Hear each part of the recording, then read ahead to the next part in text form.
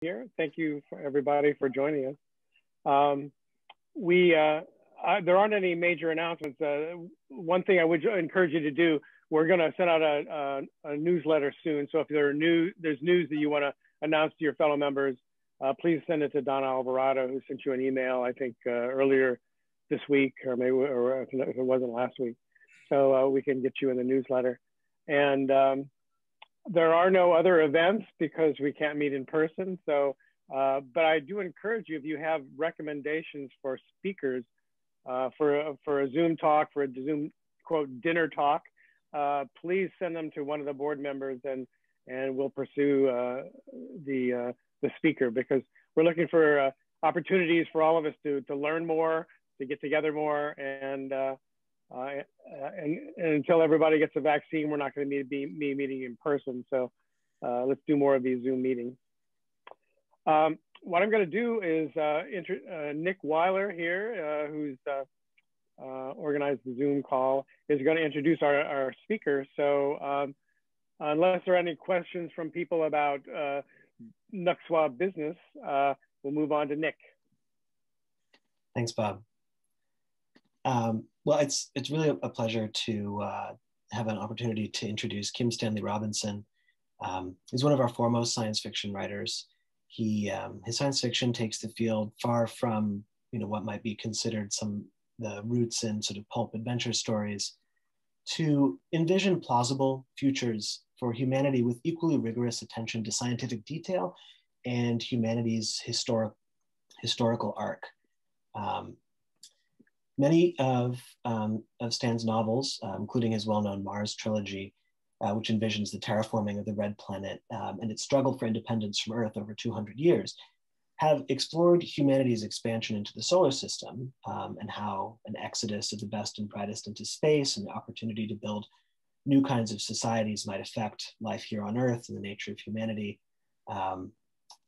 with sort of the climate catastrophes and economic feudalism on Earth being a counterpoint to different ways of life. And in his more recent books, many of them have focused more closely on the near future impacts of climate change here on Earth, such as New York 2140, which envisions life in a half-submerged Manhattan, and last year's The Ministry for the Future, which traces one potential path for humanity through the crucible of climate change towards a more hopeful ecological and economic future. The Ministry for the Future was on Barack Obama's 2020 book list, and Ezra Klein of Vox in the New York Times called it the most important book of the year, one that takes the perilous choices of our present era more seriously than we do, to paraphrase Ezra, which I thought was a really nice way of expressing the impact that reading this book has on just sort of making you take seriously what the future of the next 60 to 100 years is going to look like, and what kinds of choices need to be made now and over the next few decades to make sure it's a future that we want to live in and want our children to live in. So Stan's going to speak to us about the relationship between science fiction and science journalism, and how science journalism informs his ability to construct future worlds for humanity. So without further ado, I'm very pleased to introduce Kim Stanley Robinson. Well, thank you for that, Nick. And thank you everybody for dropping in. Really a pleasure to join your group this evening.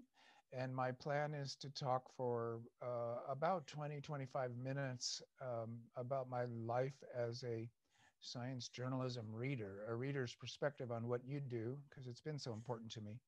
And then turn it over back to Nick for questions and answers that we can talk more about what I do then. But this is my first opportunity ever to talk to science journalists, and I want to say thank you, because it's been crucial to my own career and also a source of huge pleasure. Personally, it's what I like to read. So I think I can say it began, there's one beginning anyway, that has to do with Science News. The periodical used to be a weekly, now it's bi-weekly. I still read it cover to cover. I've been reading it for about 40 years. So it's a kind of a foundational reading for me, and I feel like a scientifically literate person. I'm an English major and not particularly quantitative. Um, so science news has been foundational for me. And I see what science journalism is from the combination of short articles. Often people have gone to scientific meetings and are reporting the most interesting stories for the layperson or the science news reader as conceived. And then longer articles, maybe 4,000 words at the most about one topic or another. And over iterations of reading thousands of those articles, I feel that I know what you all are up to. And then also, of course, I read nonfiction books that are about the subjects that my science fiction are going to be exploring, and therefore I get interested in them. Or I have a personal interest in archaeology, geology, to a certain extent, planetology. And beyond, we can talk a little bit more about that kind of science book that makes it lively to the general reader by being about the scientists as characters, what you might call the John McPhee style. Um, those aren't my favorite. I'm very often strip mining those books for their scientific content and not as interested in the biographies or the portraits, New Yorker style portraits of the scientists themselves. I guess I know enough scientists, and I'm married to one, to the point where I want to know what the content is and not the personality profiles, which is a kind of a New Yorker trick. McPhee can do it, and he's good at it, but he created an entire genre that to me is less interesting. What I liked in terms of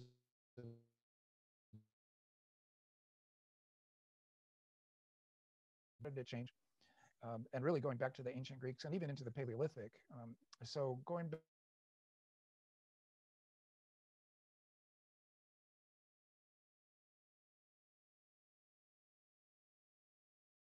back to origins, including modern period, the weirdness, the fascinating stories. And then, philosophy of science was peculiar, and then it turned into theory and what they call science studies. And that I find much more interesting. Theory was about um, philosophy looking closer at all of the other academic disciplines. And it came out of literary studies, which is where I began. And so when it was trained on history, you realize that history is just a bunch of stories, and maybe they're true, maybe they're not, but there's always a storyteller's bias in it. So theory as modern philosophy, as postmodern philosophy applied to the sciences, and you get science studies. And it's not like philosophy of science. It's no longer Thomas Kuhn and, structure of scientific revolutions, where science has an independent life of its own that seems transhuman. It's more a combination of sociology, history, and philosophy combined to look at the disciplines and sort of see what's going on there. And then to a certain extent, I like reading the primary sources, although I have to admit that the deepest dive I ever took there was with Galileo, because I wrote a novel about Galileo and about him specifically as a scientist. And he's a way better writer than any of the other scientists writing about their work. The only one even close, as far as I can tell, is maybe Darwin. But by and large, scientists writing about their own work are not really the most interesting people. You need science journalists like yourself. So now it's part of my daily life. It's part of my research. It's part of my pleasure. And I read the Society for Environmental Journalists daily email list of headlines that sends me out to a whole crowd of people. I read the Nature Briefing, which again is a daily email listing that gives you links to 5 or 6 of the most interesting stories of the day as judged by Nature. And then along with Science News, I've added to it EOS, the American Geophysical Union's magazine, which is, I think, really good, and is also kind of cutting edge in trying to figure out how does science journalism begin to report on, but also advocate for the sciences and for social positions that the scientific community would back for the good of humanity. EOS has obviously got a hot editorial crowd and a stable of writers right now that make them I think, some of the best. As far as then going on to my own work, what I find in Science News and everywhere else is that talking to scientists directly, which I take it is what you all must do in part of your professional capacity, is a real pleasure. More fun than reading about them is talking to them. They're funnier and they're weirder. A lot of them make it really clear that there's a need for science journalism because they can't talk about their own work in a way that doesn't get them lost in the weeds. My wife is like that. She's an environmental chemist, and even after 40 years, I quickly get lost at the level of detail she wants to talk about pesticides and their chemical nature.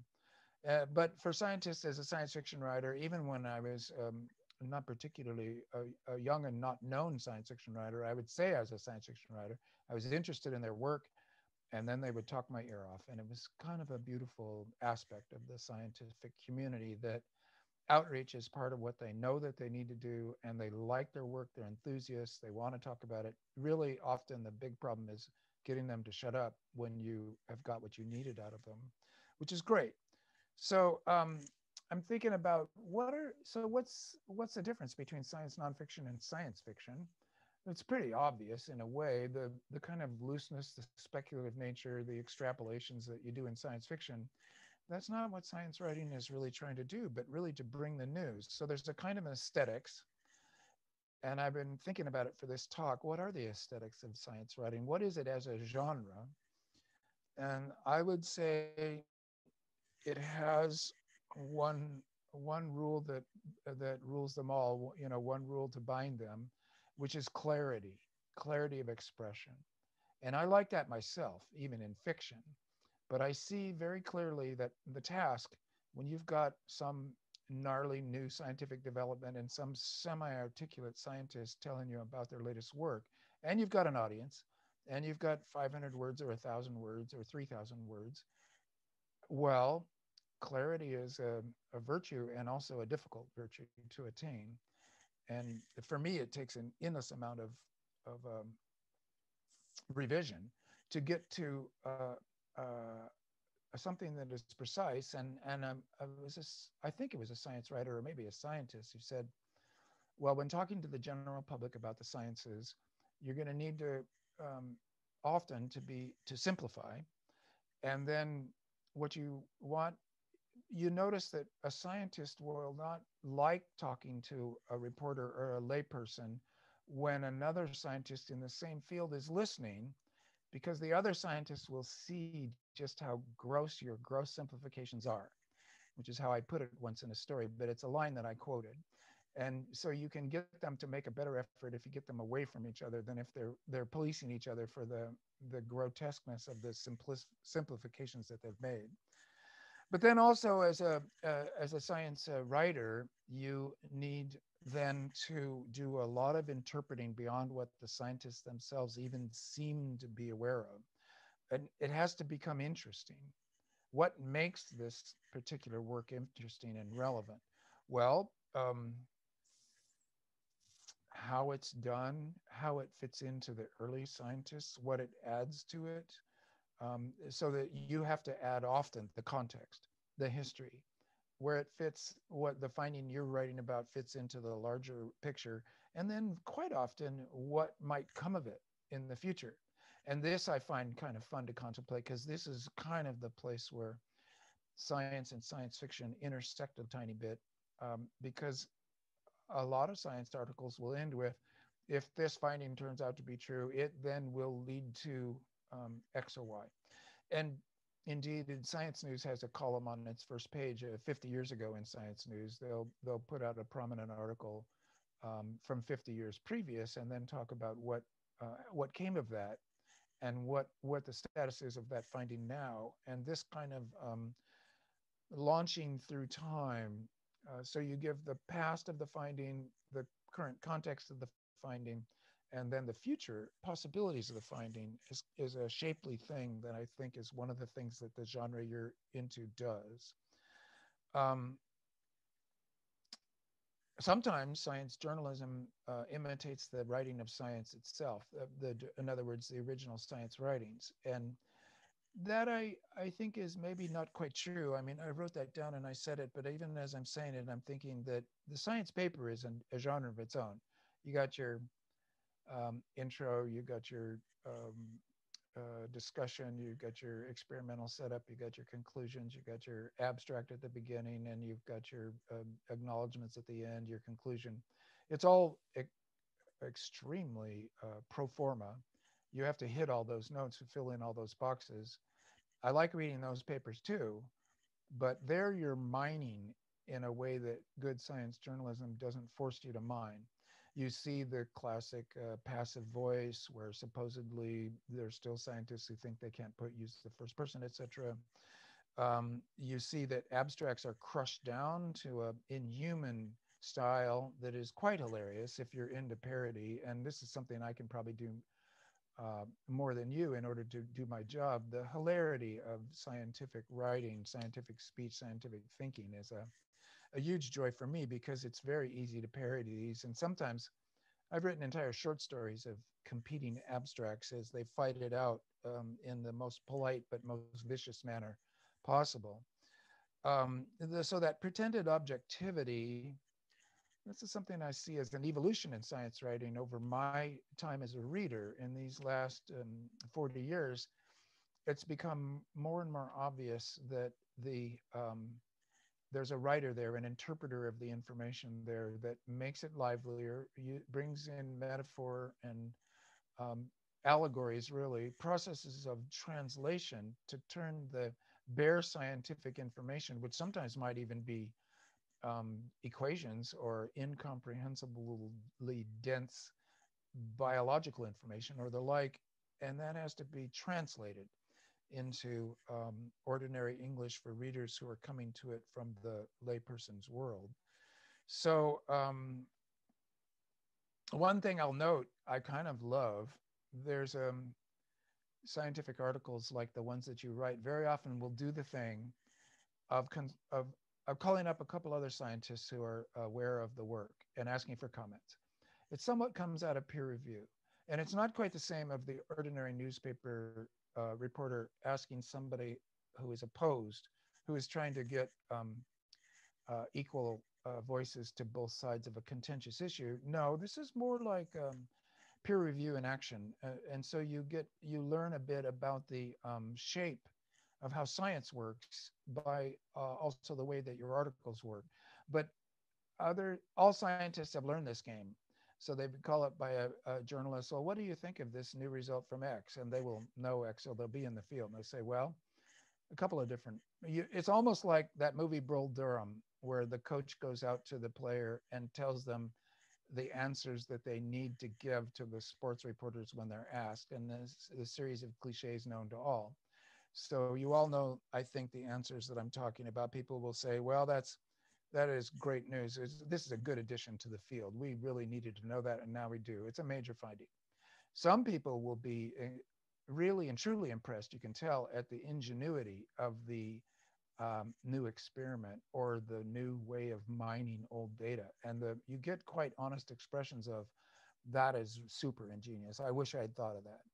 And then you get a very common response of, well, they haven't really proved it because of X or Y or Z. The kind of, well, the job's not done here and there's more to be discovered. And this might not be as important as they say because they haven't secured the crucial facts. And then you get, lastly, maybe the most interesting one is, if this is true, then that means that we need to investigate this, which will be super interesting. And so that's why this is exciting. So these are the 4 answers that you're always going to get and they'll be in the same form with different content every time that you write it. And I don't know if that's a good thing or a bad thing. It's so conventional now that when I run across it, when I don't run across it, I'm kind of surprised. Like, wait, where's the comments from the other scientists here? Whether it's useful or not, I can't say, but I certainly do see it. So again, the John McPhee style, it comes out of the New Yorker. It comes out of the New Yorker profile of the 1920s, 30s, 40s, 50s. you profile someone, and then McPhee asked scientists questions. I actually knew one of his subjects, Eldridge Moore, a geologist here at UC Davis, who is the hero of McPhee's famous book, Basin and Range, and also Assembling California. His geological trilogy from the 80s kept coming back to Eldridge Moore, who was a sweet man, an interesting guy, a miner from Arizona turned into a great geologist, played tectonics guy, and also played cello in the university orchestra. And I'd often see him on stage sawing away on his cello. Perfectly interesting. But that style for a book is very often what you would want is the essay that is in that book, but spread out through a portrait of a person. And that person ultimately is as interesting as every other person, which is to say no more and no less. And so McPhee's style has become almost ubiquitous in a way that I completely don't like. It's not good science writing to tell us that your scientist skis and he goes to the Santa Fe Institute and he likes red wine of a certain quality and he's a really sophisticated person.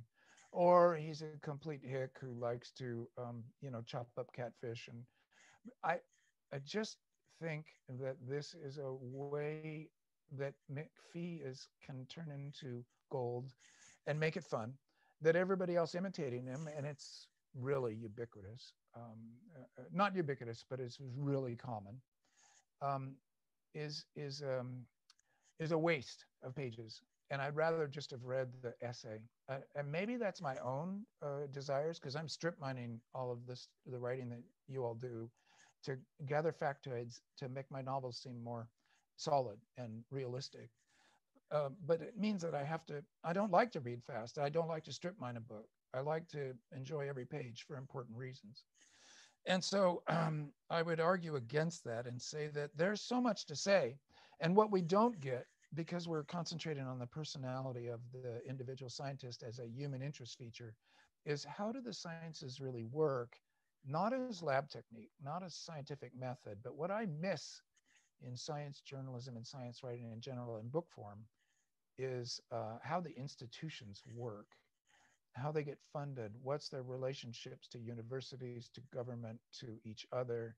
Also, how much it's a gift economy, which I don't think is fully understood, that peer review is done for free, that editors of scientific journals don't get paid for it, that some editors of scientific journals have to subscribe to the journal or else they won't even get a copy, that essentially thousands upon thousands of human hours of work are being given to the system, not entirely for free, because there's a social credit involved there.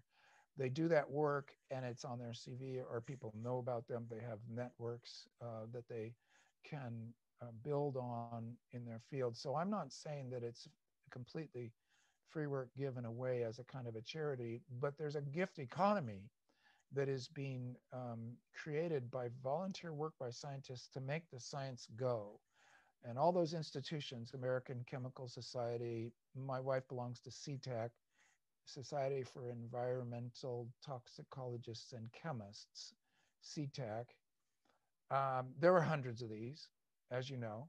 And yet the reader of science journalism might read forever and not actually learn much about how modern science works. And what happens there, and peer review, which is now controversial, citations and how citations can be gamed, the weird and interesting stories of the pursuit of wealth and power within science as a power relation, all that has to be dug up on the side. It's very seldom written about, I would find. And then the last thing, and maybe I'll kind of bring this, well, there's two last things. One thing that I would love to see more of is consilience, which is this E.O. Wilson notion that all the sciences are connected up. I think for the general public, it would be better, we would be a more scientifically literate and competent citizenry if we understood better that you can't cherry pick the sciences, that if you run to your doctor when you're sick, then you believe in climate change. And this is because all of the sciences are consilient to each other. And if you rely on one when you're scared for your life, you have proved by your actions that you believe in the whole spread of the sciences from cosmology to subatomic physics, and that subatomic physics is one of the things that's keeping you alive. You would have been dead the year before if it weren't for the results of developments in laser, a whole consilient body of human effort, a lot of it gift, a lot of it not for profit, that gets away from capitalism and greed and self-seeking and partisan bitterness and all these things, a huge effort that underpins all of our lives, such that when it malfunctions, then you all start dying, like in Texas. That whole social, technological, human effort is consilient to the point where if people understood that better, there might be less nonsense in the culture about how, oh, well, I don't know if I want to get a vaccine. I'll get an x-ray and then they'll cut my heart in half in order to save my life, but I don't know if I want a vaccine. This level of, well, we're all very good at thinking contradictory thoughts, of course. This is very human. It's not unusual. But the level of misunderstanding of the science, to a certain extent, you're in trouble because the only people reading your articles are people who have a certain faith in science in the first place and a certain understanding of it. On the other hand, it is the general public. And the more good scientific writing there is out there, journalism, the more the general public is scientifically literate and therefore better citizens.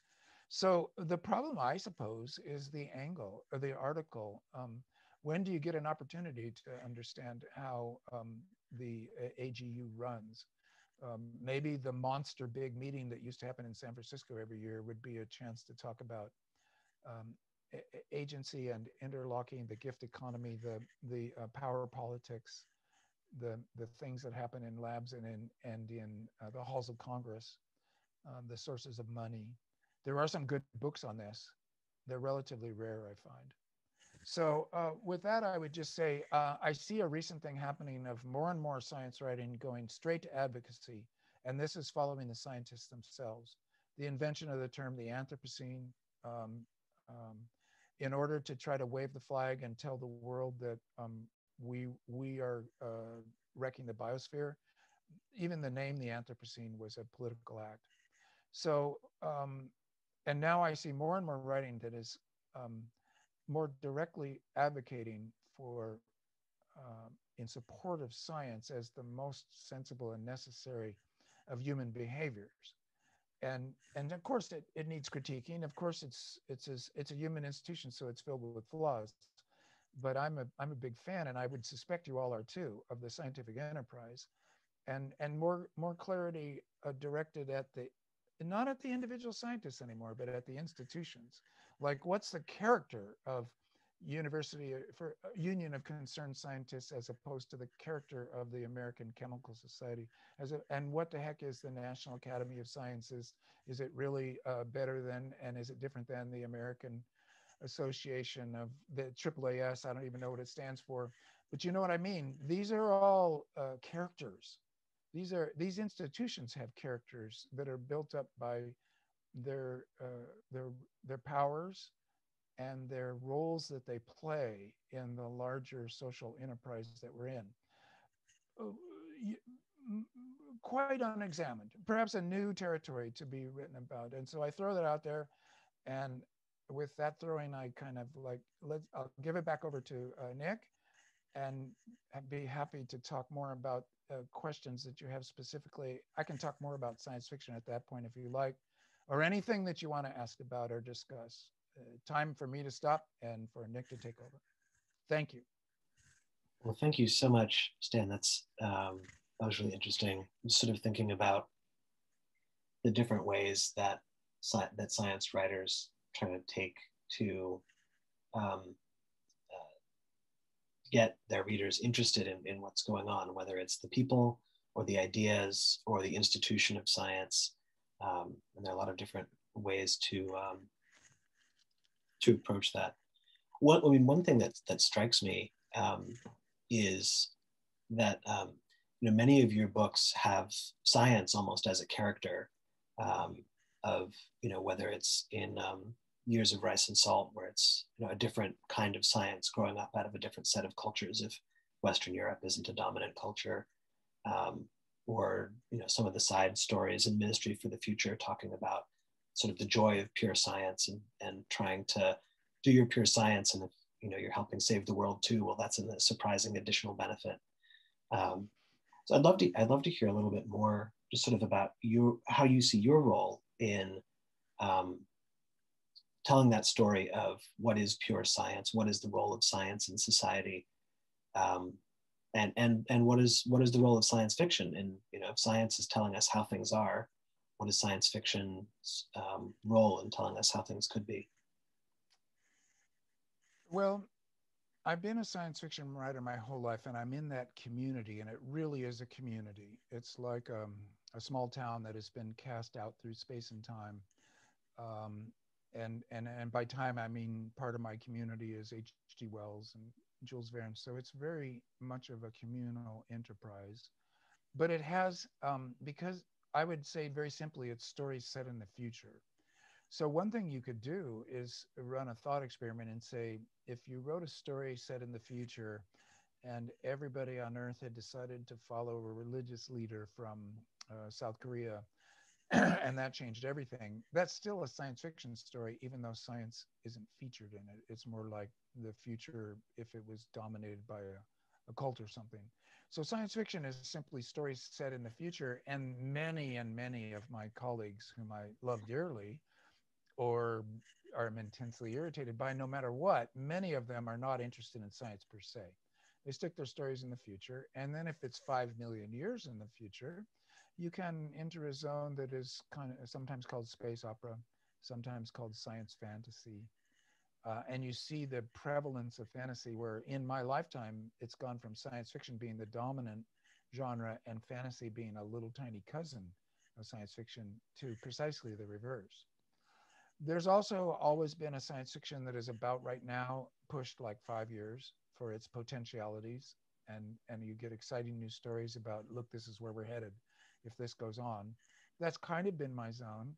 But also there's a zone that I like quite a lot that pushes it even further. And they say 100 years out, 300 years out, given where we are now, and what would be possible. So I usually would say, let's not go to faster than light travel. Let's not introduce aliens. I have written a time travel story. So once I did that, but time travel is a fantasy device, and it's not a science fiction story. So that zone of the near future is highly volatile and political. You write about developments in technology, but also there are developments in politics that will, and in human history that will overdetermine what scientific advances are made depending on what people decide to do. So I occupy a small niche that is almost turning into a brand of my own, of playing that particular game. I have some colleagues who play that game also, but they aren't anywhere near as numerous as space opera writers or as fantasy writers. So this has all kind of been surprising to me. It's been a 45-year career, and I started in one kind of a genre, and now it's a different kind of genre. And I have been lucky in my editors, lucky in my readers. But I pursued the real sciences like archaeology, geology, and to a certain extent, the solar system as a space that in my working lifetime has been given to us by NASA. You know, what were the moons of Jupiter like? What was Triton like? What was Mars like? We had no idea until right when I was starting my career in the 70s. Between Viking and Voyager, we were kind of given the solar system. So that's given me new stories to tell, and all the developments that I was talking to you about in science news. Like they'll say, well, we cloned a mouse. Well, oh gosh, that means you can clone a person. So the jump that a science fiction writer can make from the latest scientific developments that I read about in your work, and then pop it like, okay, that implies that it might be possible. And you skip over many crevasses of practical difficulty that might keep that from ever happening, but you just jump to the possibility of the new story. And that kind of casts a light on where we are now. So that's how I think of what I'm up to. I just want to make just a comment on our Q&A. So we've got lots of great questions coming in by chat. If you'd like to ask your question live, once we've done this initial Q&A segment, you can use the raise your hand button in Zoom, and that'll let me know that I can call on you and unmute you. I'll ask Stan a couple more questions, and then we'll go to questions from the rest of the members. Well, one of the things that it was interesting, you were talking about, using the trick of focusing on a scientist as a character to sort of sell the science, and your sort of distaste for that style being maybe too pervasive, which is interesting because so many of the characters in your books are scientists and they have their interesting personalities and so on. I mean, I'd love to get your thoughts on, I mean, that's obviously fiction, right? So it's different from journalistic science writing. But, you've got scenes set at scientific conferences, a very particular kind of cultural, artifact that many of us here are probably familiar with, but maybe you're probably introducing it to many of your readers for the first time. But you do seem to be, in a lot of ways, sort of an anthropologist of science, looking at what scientists are like and how they interact with each other, and sort of making that part of these worlds that you write about. So I'd love to hear your thoughts on that and how that's distinct from the kind of science writing that isn't your favorite. Sure. Well, I don't want to overemphasize it because I certainly do love reading John McPhee, and he's often writing profiles of people who aren't scientists too. But I've seen science books be somewhat taken over by his method. And I guess what I would say is these New Yorker profiles, a profile in general, just think of that as a genre. It's not a real biography. It's not a depth psychology. It's a performance of someone's persona. So you might say, oh, how quirky. This is what an absent-minded professor of a scientist this is. And here's a professor that likes to parachute. And here's a scientist that likes to go scuba diving and is a rambunctious person. These are cliches. What you can do as a novelist is say, actually, that person is a maniac, an obsessive compulsive that works 16 hours a day on their science and is quite good at it because they can't stand to interact with other people. So in other words, there's a courtesy, a comportment to the profile deliberately as a kind of a way of not stabbing your subject who's agreed to be interviewed in the back. You're not going to say, well, this is their fourth marriage because they spend all their time in the lab. You're not going to say, well, this was an abused person and now is so PTSD'd that they became a scientist because, in other words, they're so shallow and also cliched. So it becomes a performance of sometimes of many, many pages that never gets into the depths of human character. So I would give you My Scientists in the Mars trilogy. A novelist can simply, making up characters means that you can say things about them that you wouldn't say about a living person because it'd be too intrusive. And indeed, my weakest novels are novels in which I have stupidly based characters on my family members or myself. There's a bad decision. American novelists are prone to writing up their families and then, becoming alcoholics and famous and dying young. If you're a science fiction writer, novelists in general, bad form. You really ought to make all your characters up. But as science reporters, you can't make your characters up. You're trying to be polite to real people, and a profile is a kind of a puff piece. So why not talk about the science or the institutions? Something new, something. It's a reaction against the many, many books I've picked up to read where 70% of the text is a superficial portrait of a scientist as if being a real human being was surprising or interesting. And then 30% is about the super interesting science that they're doing. And after a while, I just got sick of it. Well, I'd love to ask one or two questions about the ministry for the future, and then I'll get to the, and then we'll switch over and take questions from everyone else on the call. So climate change often seems very hopeless, particularly if you're following the politics and the science.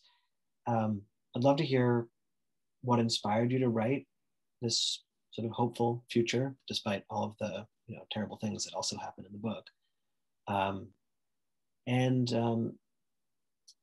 Do you see it sort of as a, I don't know, an antidote to some of that hopelessness that leads to people blocking their ears or retreating into their walled compounds? Yeah, it Ministry, like all of my novels from almost my whole career, is a political decision. And I feel that I'm a utopian science fiction writer, which means I'm trying to write best case scenarios that if we did things well, we could get to a good place. And I think the scientific evidence is there that that's still true, although the margin for error is getting smaller and smaller as we slide into the mass extinction event. So it gets scarier, and it's getting to the point where we were going to have to run the table in a somewhat implausible way to get to a good year 2060. So Ministry I wrote as a deliberate attempt to describe a best case scenario that still you could believe in, therefore having to include a lot of stupidity, violence, and suffering.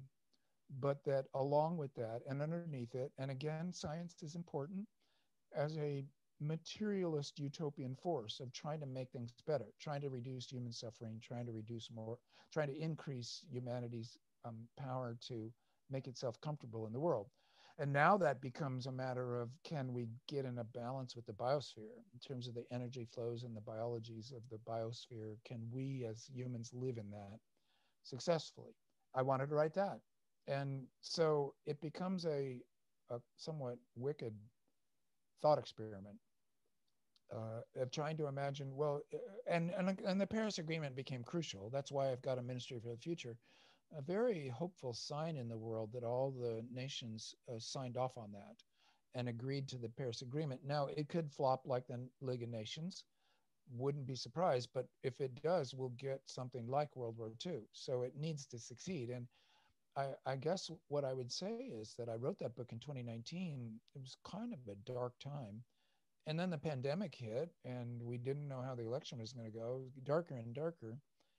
But responses to the pandemic from the scientific community, inventing those vaccines so fast, suddenly hundreds and thousands of scientists collaborating on a big new project that is tossed on their heads by society at large, and generally pretty good social compliance across the board, belief in science. I mean, obviously in the States, we're kind of crappy at that.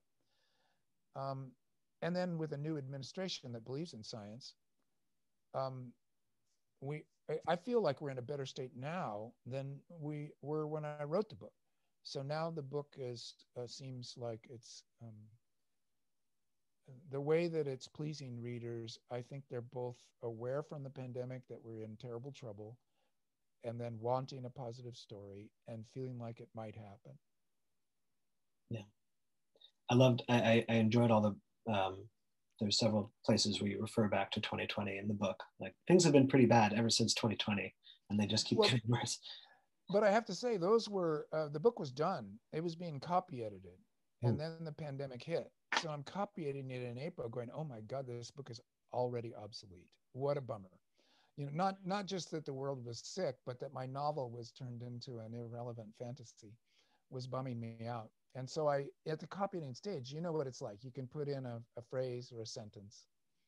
And so I snuck in a couple phrases, and that's all I could do. Yeah, it was effective. They stuck out, and it made it seem connected to what we were all experiencing. That's good. I'm glad to hear that. Well, the last thing I'll ask, and then open it up to everyone. And again, if you'd like to ask your questions live, hit the raise hand button, or just make a comment in the chat saying I'd love to ask this live. Is connected to that, which is, you mentioned that every book is a political decision. And one of the things that's striking about a lot of your work is that it is about the science, but it's also about economics. It's also about, political revolutions and what it's not just where is science going to take us. It's what's a plausible alternative future to neoliberal capitalism, for example. So could you, do you see sort of a change in, I guess the way I'll ask this is this: do you approach the economics and the politics in the same way that you approach the science in building a plot and a sort of a future world, or do those take very different skills in translating those ideas? Well, for me, they're very similar, and they might even be primary at this point in my career, especially focusing in on Earth and on climate change. The technologies that are machinery are not so much the question as the problems of political economy.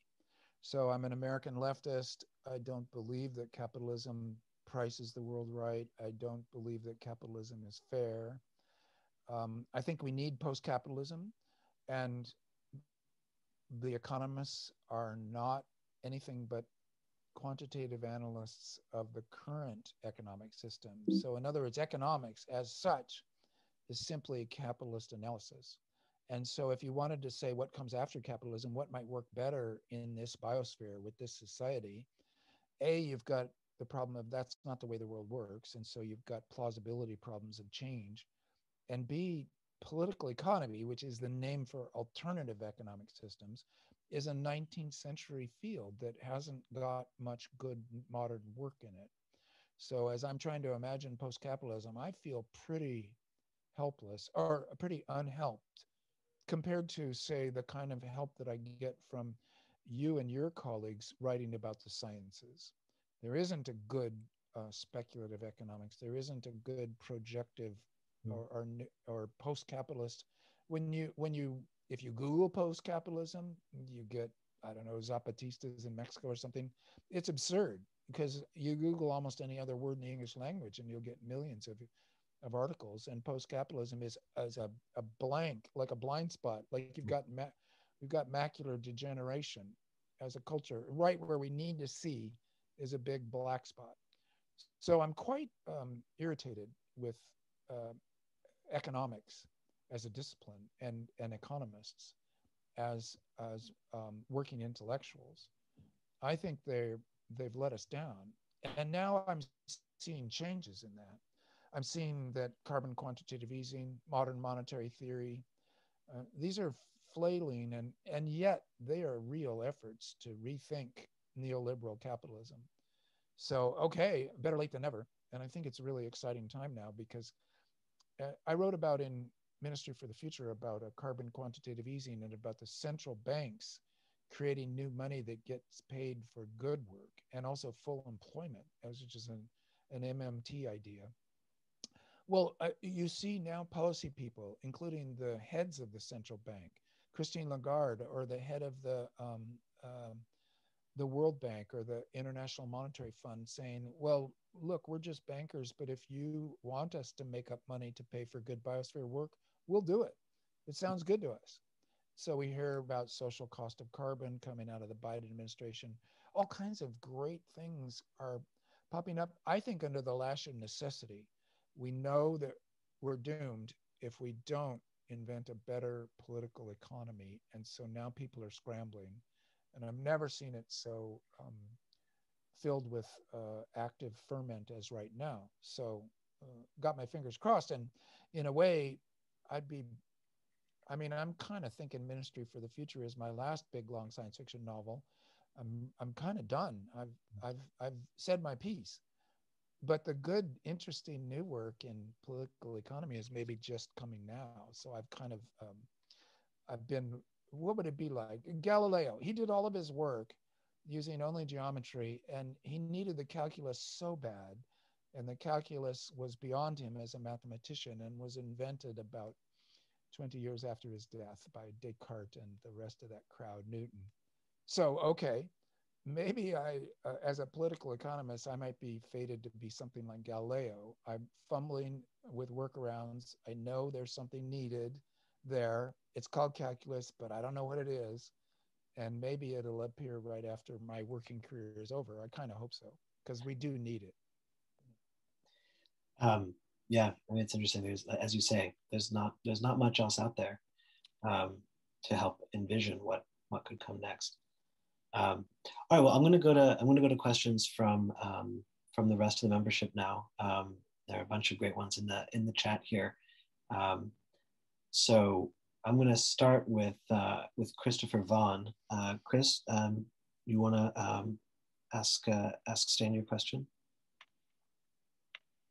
Sure. I was just wondering if there are fiction writing techniques that you think that science writers, journalists could benefit from. I mean, I know that the fiction writers really actually are great reporters. They go out and do the groundwork, asking people, talking to people, getting the facts to do great fiction. And I just wonder if there are things that you think we could benefit from on the other side. I'm thinking there are constraints that I feel are very real that you have to adhere to doing science writing to make sure that you haven't accidentally deceived your readers. So some of the techniques of fiction are not appropriate. Let's put it that way. They just aren't appropriate. That's why the genres are different. And I don't like this, as I've said, the idea that you then do characterization and turn it all into a human thing, to me is a distraction from the real interest of your topic, which is the new sciences. I think that I've been helped hugely in the writing of fiction by studying ancient Greek rhetoric. And because the ancient Greeks were so good on rhetoric, and really they conceived of rhetoric as being a technology of persuasion, such that it could be, but see, this is a little idiosyncratic to me. And people say, like, when I wrote a novel that was supposedly from the point of view of an artificial intelligence, people just laughed and said, that's got to be easy for Stan. He always writes like he's, an AI. And so whether that's appropriate or not, I can't really tell. But I'd say not for characterization, but maybe more for systems and analysis. But there, I think maybe science writing is better than even science fiction. I'm not really sure. Anyway, I'm not sure that that science fiction can help science writers in the way that, and these are always asymmetric. Like I can talk about this. It's slightly answer your question. What's the relationship between science fiction writers and scientists, or science fiction and scientists? It's like the orbit of a comet, and it's asymmetrical. Science fiction, I'll read science news and I'll think, okay, I've got a story there. I'm going to write about cloning, and it'll be about you've suddenly got 6 of yourself on the couch, and what do you say to each other? That's fabulous. Scientist, a young person who's going to become a scientist, reads science fiction when they're young. 25 years later, they're doing something that sparked their imagination when they were young. So the feedback loop is real, but it's temporally asymmetrical. And I wonder if there's something to be learned from that. I'm not really sure for science writing. Hey, I see a question from Jesse in the chat line about Le Guin and Richard Powers. Which I don't know how many of you are aware. Maybe Jessie can speak up and I'll see her and see what she's interested in there. But I like both those writers a lot. Yeah, Jessie, do you want to ask that question? Madeline. Oh, sorry, Madeline. I see it. It's Jessie, Madeline. Jessie, and I don't know why in the world it came up. Hi, Madeline. Hi, Madeline. Anyway, yeah. So I'm just interested in the craft of writing, and Richard Powers, of course, writes more in the present, but he's very, very well versed in what he writes about. And Ursula Le Guin, who's, I guess, an anthropologist a long time ago by training, has some very interesting, very imaginative and takes on the future that I find very, very interesting, because it's not really that the future, she's looking at the future in terms of the past. And so when we imagine the future, it's not just like we're going to invent something totally new. We may revert to systems that we have invented before. And so I'm just wondering how, if you read both of these people, if you, and how you see yourself in that context. Well, thank you for that. I read both of them. I love their work. I know Ursula was a teacher of mine when I was a grad student at UC San Diego, and then a friend and mentor the rest of her life. Love her work, and she has a kind of poetic quality. She could cut to the chase. She didn't worry too much about the sciences. She took their implications, and as you say, she built future cultures out of past. And things like The Dispossessed were formative for me as being utopian novels that nevertheless were applicable to today's situation. So one of our greats, I noticed that she's going to be on one of our postage stamps. I just love that. This is, if you're old enough as a science fiction writer, you grew up in a cloud of put downs, of science fiction as something that was not as important as regular literature. And so Ursula broke that barrier and a kind of a leader of my pack. I love her. And I'm rereading her, and she's very good. And what she has that I think is rare is a poetic phrasing and a deep insight into human character, so that you read her not for science, but for humanity. And then Rick Powers is an acquaintance of mine that I'm pretty good friends with, mostly as pen pals. I love his books, and he does set them in the present, but they're about scientific issues of right now. He's almost like, in fact, going back to what I said before to Nick, like the profile, you stay superficial. Well, Powers, being a novelist, he goes deep into the driving motivations and then characters of individual scientists. So my favorite is The Echo Maker, which is sort of about Oliver Sacks and about science writing. I recommend The Echo Maker to you all as being, was Oliver Sacks like predatory or exploitative of these poor people that he wrote about who were abnormal? Or did he have real sympathy for them? And maybe he turned out to be just as abnormal as them, as we find out later. Well, Powers is really good at imagining characters that are engaged in sciences today, but as a novelist, he has the freedom to go deep and invent. And he even got a letter from Oliver Sacks saying, I guess this is about me and I don't know what to think, because it was kind of a critique of Sacks's method. Powers is, I think now he's a genre of his own, which is to say science fiction set in the present about real science right now. Too few people do it. You have to have guts and a confidence that you understand what you're writing about well enough to do it. I think that's true of all science writers, actually. You have to have the courage to think, I understand this well enough to write about it for someone else. Well, that's kind of hard. And so Powers is quite magnificent. I had an interesting exchange with him that relates to science fiction proper. I told him that the Overstory, by far his most famous novel, his new one, about trees and about tree scientists, had gone wrong, and he had gotten angry at himself as a novelist because he really wanted trees to be talking as if they were ents like in Tolkien. He wanted to speak for the forest directly. He was too much of a realist to allow himself to do it. For whatever crazy reason, his unconscious mind led him to kill the character in the story that was speaking for trees and for forests, a young woman activist killed by accident.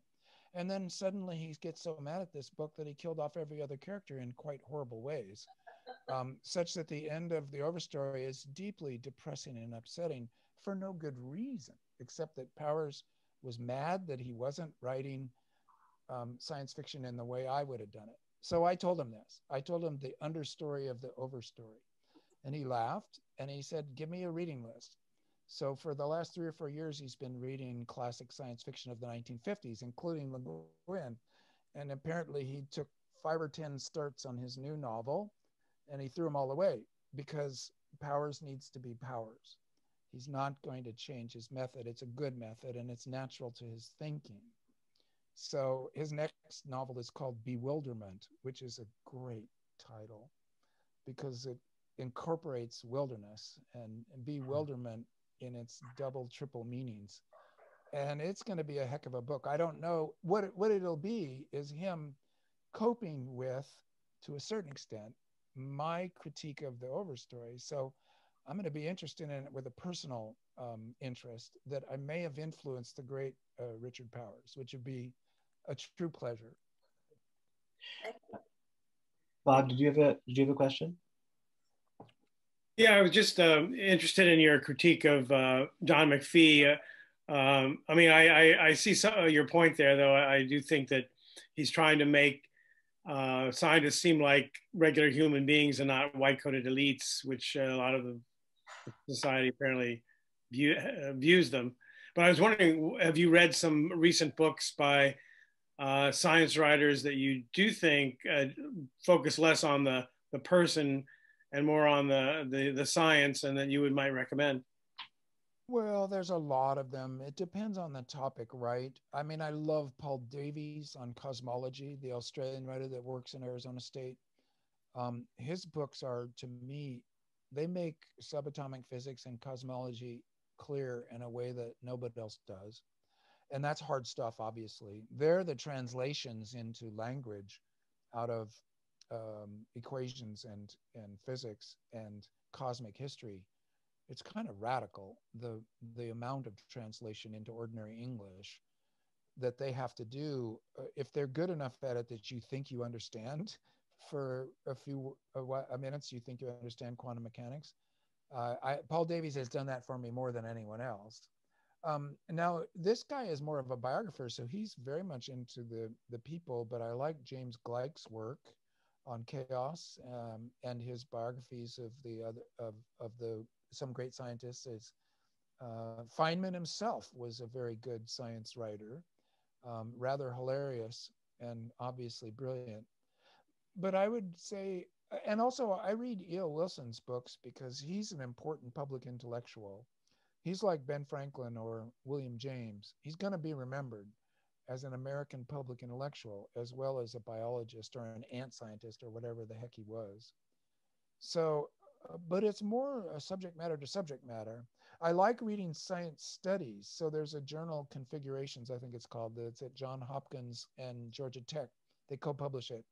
And it's a journal where there'll be 5 long, and they're super academic. It's a little bit dense and stupid, the prose, too fancy.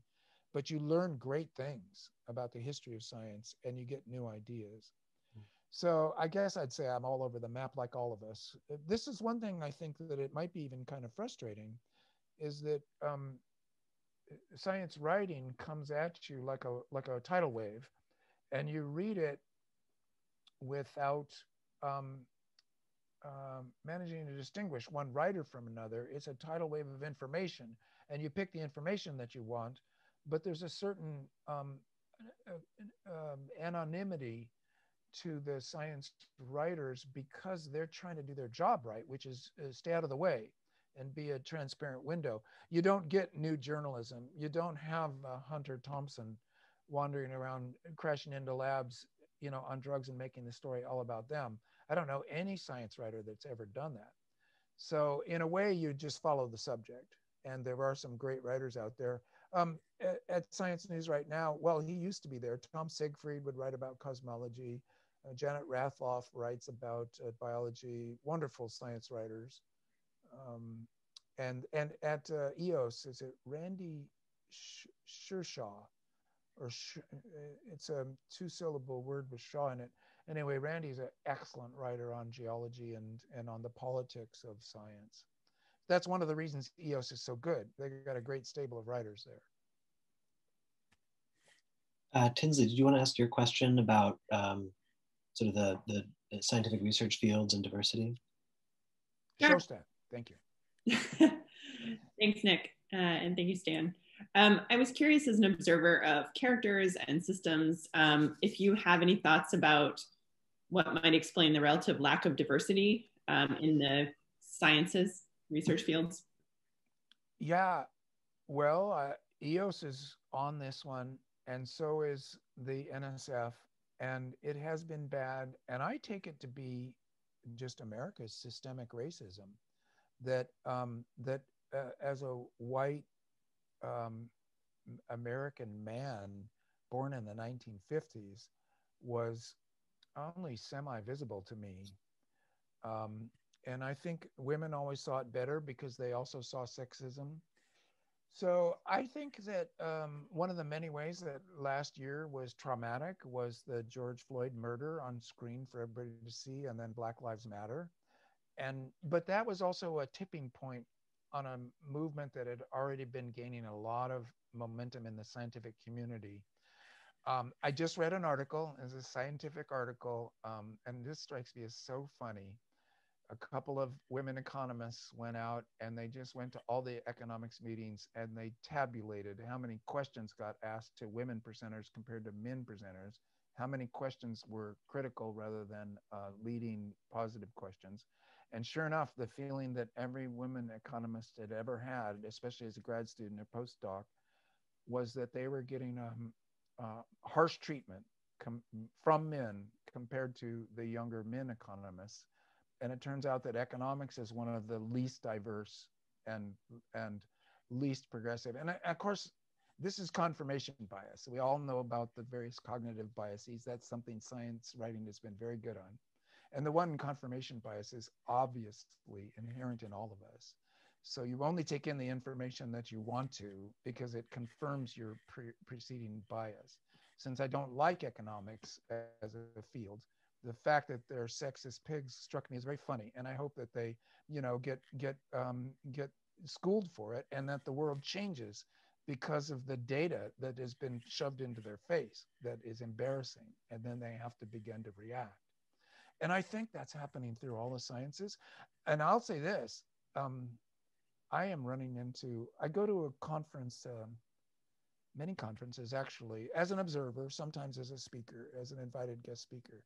But there's a gang of young women astrophysicists who are leading the field. And so, I'm 68. These women are like 30, 35.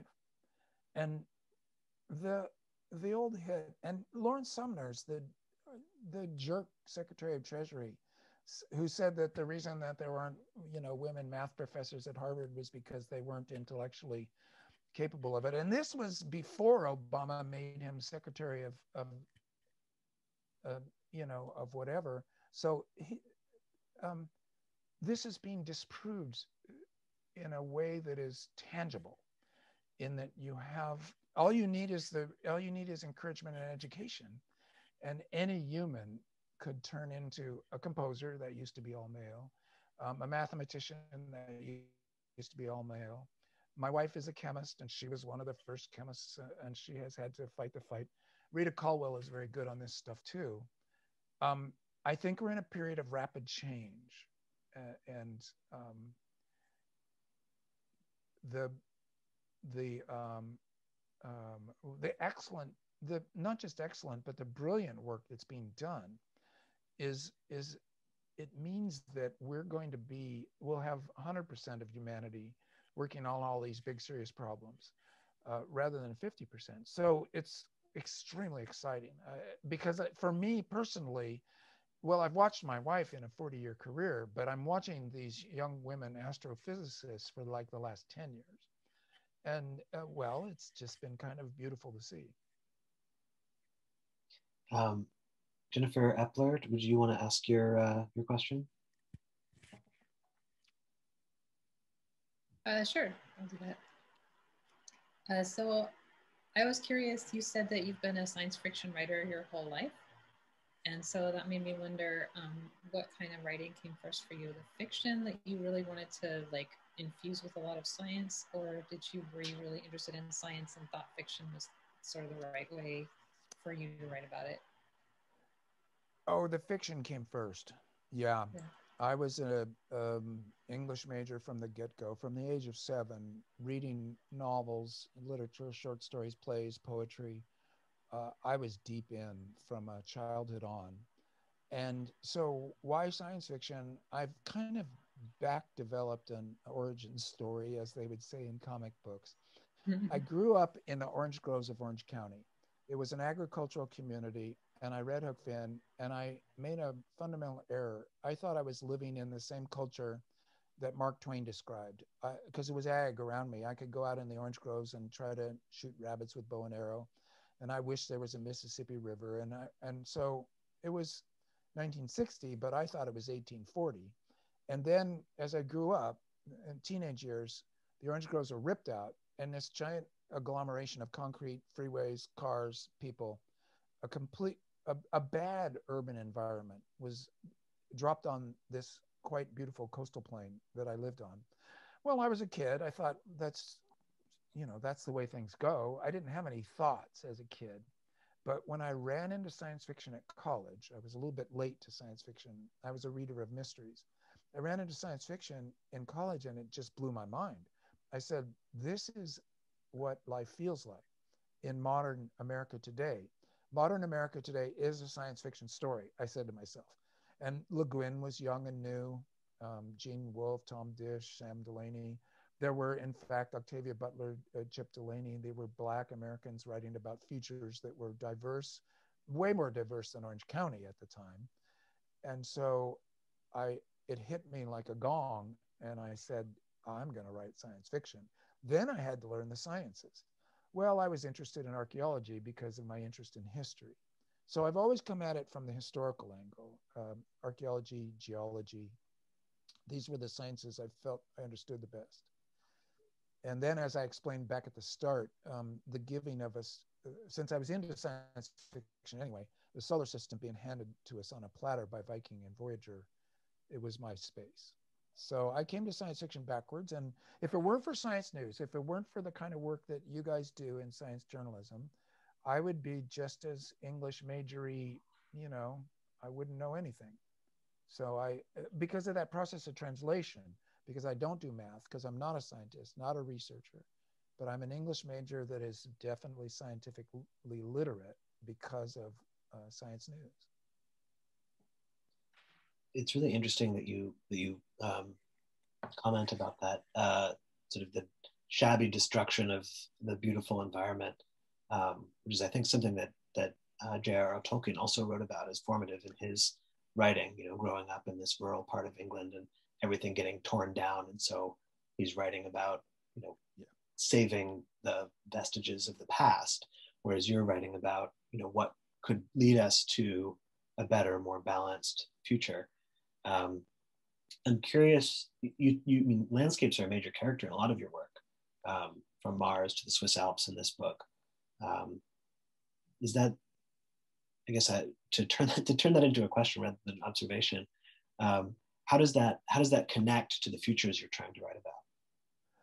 Well, I had this intuition that science fiction, as I ran into it, space opera, spaceships, was a little bit too much Star Trek-y, a little bit too much cardboard sets, and that the natural world, this planet, was going to still be here 500 years from now, and that it was a beautiful space to write about. I was a body surfer as a child. The ocean saved me from, American madness in the 50s and 60s. And then I ran into the Sierra Nevada as an undergraduate, almost the same time that I ran into science fiction. Science fiction, the Sierras, Gary Snyder's poetry, Buddhism. So all these things hit at once in the 70s, and also opposition to the Vietnam War, because I had my draft number and it was an intense political time. So the 60s happened until about 1980. And all these things hit me all at once. And landscape, because of the ocean, because of the Sierras, I thought this is something I can bring to the table as a writer, that most science fiction writers are apartment dwellers on the East Coast, various kind of comic book nerds, or Asimov himself. These were indoor people. These were Manhattan indoor people. So I could bring something new to the table. And that's also where Le Guin was an exemplary figure. She was a Californian who moved to Portland her adult life, but she also was in love with planets as spaces. So I got a lot of inspiration from her, actually. Okay. We've got a question from AJ. Hi, I'm really grateful to you for talking to us. This is really fascinating. And I used to teach in the workshop at Iowa for a long time and was there as a teaching in Iowa. And my friend Mark was a fellow poet, and he married John McPhee's daughter. Oh. and they have conversations kind of parallel to what you said. I'm pretty sure, because she's a fiction person and he's a poet. But so that kind of made me laugh because it's relevant to what they were up to. But another friend of mine goes to AGU every year, and he's gone every year since I think 1982, except for now with the pandemic. They closed the Moscone, but he said it's been interesting because they go, what you were saying about kind of the social quality and the kind of the social dynamics. I've always been fascinated. I've always wanted somebody to write about this. It's such a niche thing, but they go every year for 40 years, almost 40 years now almost. And they've built like little communities, like pop-up communities that come kind of, they're like spores. They just pop up every year in December. And then they've developed their lives together for one week out of the year, every year in San Francisco. And it's kind of fascinating. And I want to send some journalist in there to learn about this like weird, like spore-like community that just kind of comes up and then goes away underground and then comes up again in San Francisco 1 week every year for 40 years. I have seen that in the science fiction community. I have lived that. Worldcon is the science fiction community's annual thing. Used to be Labor Day weekend, and it would move around the world, but wherever it went, the same crowd was always there. And so it's that same phenomenon. The convention is a beautiful thing. And it would be worth writing about, because there you have the ferment of ideas, like, what have you been working on this year? And I had a solution for that problem. And so for sure they are workshopping each other. They're sharing information about methodologies that rarely get written up. Like, one thing I didn't say about scientific papers is that the methods sections are usually not good enough to enable you to actually reproduce, because they're usually too skimpy on the real methods. So they have to talk it over. And I've only been to one AGU meeting, but I've been to a million CTEC meetings, and I see it happening there too. These are communities, because your department, many of these people, they're in companies, or like CTEC loves its ethos because it's 1/3 government, 1/3 business, and 1/3 academic. And they feel that they've got a better group because of it. And then AGU feels like they've got the best group because they've got so many of the geosciences combined together, et cetera. I want to add one thing about McPhee is that I love his books. He's a great writer. It's the model he set for other writers, and they don't understand how good he is. And when they try to copy him, they aren't as good typically. Yeah, that kind of stuff runs away with you. That's a problem with, like, a lot of people associated with Iowa. As a matter of fact, there's really great writers, but then it's like, oh, you're like an Iowa writer. It's derivative. Iowa writer, it is indeed, and for fiction and poetry, has a reputation. Of being a little too precious and involuted. There's no doubt. I know about it. And of course, you would never write science fiction at Iowa without risking being in trouble. Although that changed too with Carmen Machado. But about McPhee, one time he came to UC Davis, and I got to have dinner with him, and I had him sign one of his books, but then I had him sign a copy of my book, Antarctica, because the blurb said, Robinson is the John McPhee of science fiction. And I just was so proud. I wanted to show it to him. And he laughed. He said, wait, that's New York Times. And he just laughed and he goes, that's my friend. Jerry Jonas wrote that. And it's true that Gerald Jonas was the science fiction reviewer for the New York Times for many years. I didn't know they were friends, but they had offices next to each other at the New Yorker. So he thought, he was pleased by it. I could tell. We had a great dinner together. He's a marvelous writer. And his book on Alaska, Coming into the Country, is a masterpiece of, I think it's his finest book. And he writes about it in his book about writing called Draft 4, that it has a circular structure, which it does. Well, this is quite a beautiful thing. And usually I think structures of nonfiction books, you think, well, it's got a beginning, middle, end. Well, that's, especially when you've got a non-chronological story, that's not quite true. So you have some formal difficulties when you're writing a nonfiction book that isn't just based on a biography or a plot, which is chronological. You've got an organizing problem. And I suspect that's true of every article you write. How do you organize the material into a beginning, middle, end? It's not self-evident. So it's part of the fun of it. You know, you've got to solve form games. That and writing sentences. Those are the two fun parts of the whole project. We're close on out of time. So if anyone else has any final questions they'd like to pose to King Stanley Robinson, please do send them in chat or raise your hand. But otherwise, we'll probably close in a moment. While we're waiting, just to see if anyone else has one. There's one thing you were just talking about, solving form problems. One of the things I thought was interesting in Ministry for the Future was that it does have so many different forms. You know, there's sort of diatribes, there's the through line plot of the main characters and so on. And then you have these little, I don't know what you call them, but they're sort of like physics riddles almost, the little sections. I wanted to read one in case for people who hadn't read the book. This is the first one, I think. I am a god and I am not a god. Either way, you are my creatures. I keep you alive. Inside, I am hot beyond all telling, and yet my outside is even hotter. At my touch, you burn, though I spin outside the sky. As I breathe my big, slow breaths, you freeze and burn, freeze and burn. Someday I will eat you, for now I feed you. Beware my regard, never look at me. And so these are sort of scattered through the book. And so that's like a different, I don't know, I think you may have invented a new form of science writing. So well, I'm curious where that came from and sort of what purpose it serves. I definitely did not invent it. This is Anglo-Saxon, the riddle. Mm-hmm. And what's cool about it is that almost 1/3 of the Anglo-Saxon literature left to us, which just fills one thick book, is riddles. And the answers to the riddles are not provided in the Anglo-Saxon texts. And what's cool is that scholars sometimes argue.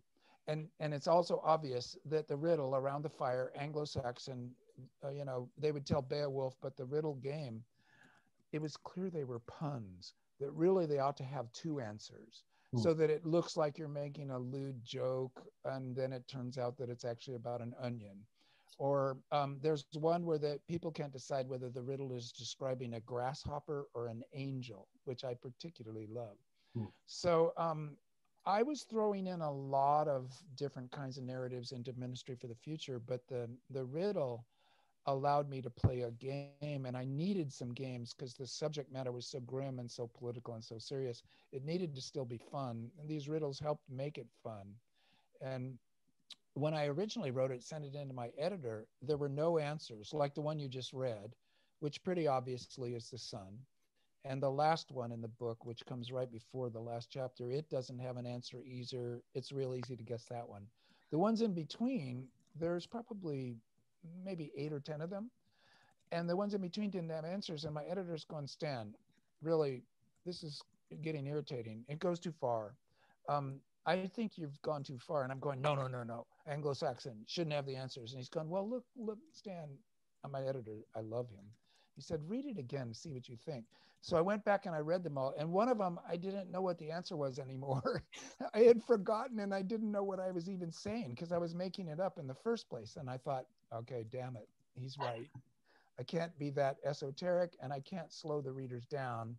So I put in answers that hopefully were cleverly put in, like, you know what I am X. Or the one, you know what I am history. now make me good. So I did more than just give an answer to try to make it a little more of a voice. But it was one of the things that I think ministry made me do, where the form problem made me play a game of forms and throw a bunch of junk in there.